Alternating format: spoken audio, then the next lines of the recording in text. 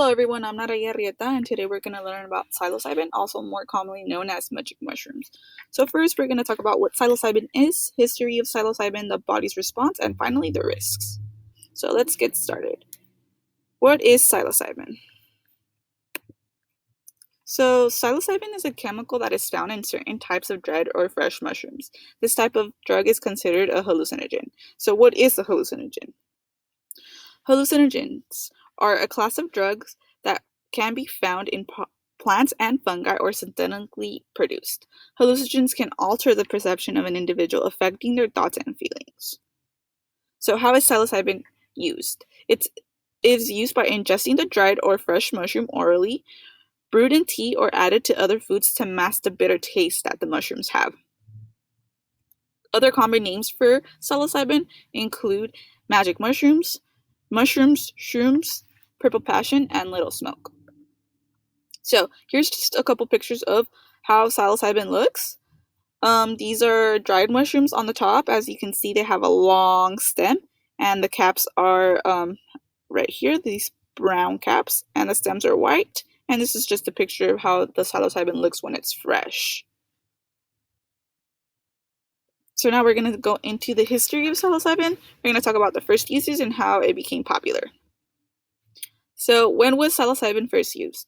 Some of Central American natives used psilocybin more than 2,000 years ago. It was used also in Guatemala, dates back to about 100 BC before Christ, and Aztecs used mushrooms for ceremonies as well. And finally, when the Spaniards conquered Mexico in the 1500s, natives called the psilocybin mushrooms Psilocybin mexicana. So when did psilocybin become popular? R. Gordon Wasson was an American banker and mushroom enthusiast. He first identified Psilocybin mexicana in 1955 while on a vacation in Mexico. He then took some samples back home and sent them to Albert Hofmann, a chemist known for discovering LSD, which is another hallucinogen. Hofmann then extracted the chemical psilocybin from the mushroom for research purposes. In 1957, Life magazine published an essay about Wasson's psychedelic experience while he was on his vacation in Mexico and bumped into a Mexican tribe where these indigenous people use psilocybin for ceremonies. Following the next 2 decades, thousands of clinical experiments were administered to find the medical purposes of psilocybin. So now we're going to talk about the body's response. Let's talk about the hallucinogen effect. The hallucinogen effect varies depending on how many mushrooms are taken. The common dose is about 1 to 2.5 grams depending on the individual's choice, and the effects can last about 6 to 12 hours in total depending on how many mushrooms are taken and how the body reacts. So the effects on the mind. So when the effects of psilocybin start to kick in, people may feel muscle weakness, nausea, and vomiting, and also lack of coordination. The effects on the mind are individuals who use psilocybin have psychological consequences that include hallucinations, which is basically the inability to differentiate from reality and fantasy, and panic reactions. Also, people who commonly use psilocybin call these panic reactions a bad trip, is basically they're not reacting really well to the effects that the psilocybin has on them. And the effects of psilocybin overdose include psychosis, which is visual disturbances, disorganized thinking, paranoia, mood disturbances, and panic attacks, like I mentioned, having a bad trip, a bad reaction, and possible death, which I will talk about in later on the PowerPoint. And also, just to add on, it is said that the overdose effect may induce psychosis, which is also known as the first stage of schizophrenia. So now we're finally going to talk about the risks.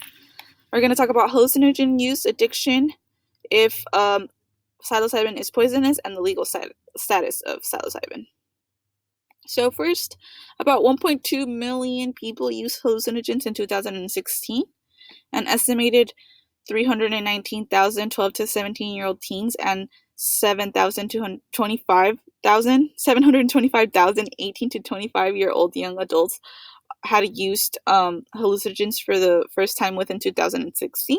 And here are just some bar graphs showing you the use among 18 to 25 and 12 to 17, and in total, the use between 12 and 12 or older. Therefore, hallucinogen is more prominent in younger populations. So, is psilocybin addictive? Although some hallucinogens can be addictive or people can develop a tolerance, psilocybin has no physical dependence. Therefore, it is not considered addictive, or it is said to cause compulsive use. However, people who have used LSD in the past and then use psilocybin in recent days may not feel the same effect of the mushroom. That is because LSD and psilocybin mushrooms have common effects. So they share common effects, and therefore someone that does use LSD in the past or, a day before won't feel the effects of psilocybin, just because, how I mentioned, they have similar effects. So, are psilocybin mushrooms poisonous? Individuals who choose to use psilocybin can potentially die from using a different mushroom that was classified as psilocybin. Some poisonous mushrooms can be mistaken for psilocybin mushrooms, so it's important to be cautious and aware. So basically, they kind of look similar and they're confused for it. So they're categorized as psilocybin mushrooms, but they're not. So it is important for people that do want to use psilocybin mushrooms to be very sure that they are psilocybin mushrooms. Are psilocybin mushrooms legal? The Controlled Substance Act considers psilocybin a Schedule 1 drug, so it is not legal in the United States. And it's also not accepted as a medicinal drug, and it's not considered safe, although there has been some research done on how psilocybin can potentially treat anxiety, depression, and other psychological disorders. It's not recommended to take. So now you guys have learned the basics about psilocybin, also known as magic mushrooms. Thank you so much for your time. I hope you guys enjoyed.